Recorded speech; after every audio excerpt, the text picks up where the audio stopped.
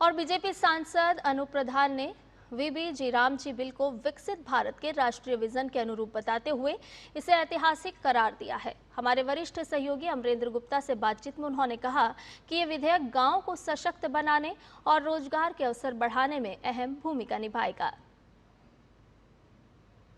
लोकसभा में एक अहम बिल पर चर्चा हो रही है और एक खासा अहम बिल है, क्योंकि मनरेगा की जगह पे वीबी राम जी बिल को इंट्रोड्यूस किया गया है और इस पर तमाम पार्टी के जो सदस्य हैं, हर पार्टी के, वो अपनी राय रख रहे हैं। इस पूरे मुद्दे पर बात करने के लिए हमारे साथ भारतीय जनता पार्टी के सांसद अनूप प्रधान हैं। अनूप जी, एक तो बहुत इंपॉर्टेंट बिल लोकसभा में इस समय जारी है, जिस पर सत्ता पक्ष और खासकर जो मंत्री हैं शिवराज सिंह चौहान, उन्होंने बहुत बड़ी तस्वीर पेश की। कैसे देखते हैं इस बिल को?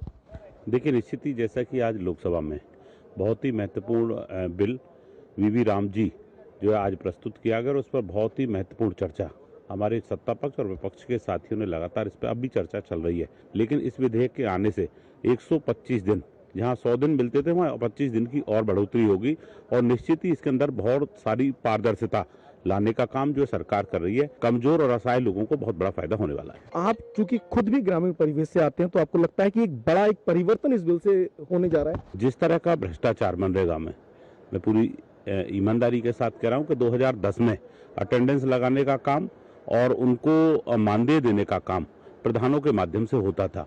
मैं धन्यवाद व्यक्त करना चाहूंगा देश के यशस्वी प्रधानमंत्री जी ने कि उन्होंने डीबीटी के माध्यम से जो मजदूर काम करता है उसका जो पैसा है, उस पैसा को देने का काम सीधा उसके खाते में हमारी आदरणीय नरेंद्र मोदी जी की सरकार कर रही है। आज जो बीच की दलाली है वो बिल्कुल समाप्त होगी। सीधे मजदूर 125 दिन काम करेगा और सीधा पैसा उसके खाते में पहुंचेगा। बहुत बड़ी बात कही है अनूप प्रधान, चूंकि ग्रामीण परिवेश से आते हैं और ये खुद प्रधान से लेके और संसद तक पहुंचे हैं और इनका आरोप है कि मनरेगा में जिस तरह की पहले अनियमितता पाई जाती थी, वो कहीं ना कहीं इस बिल के आने से वो सारी चीजें बदल जाएंगी और जो ग्रामीण विकास की जो परिकल्पना 2047 के भारत की जो परिकल्पना प्रधानमंत्री नरेंद्र मोदी ने की है, इस बिल के बाद उसमें वो न कहीं झलक जरूर दिखाई देगी।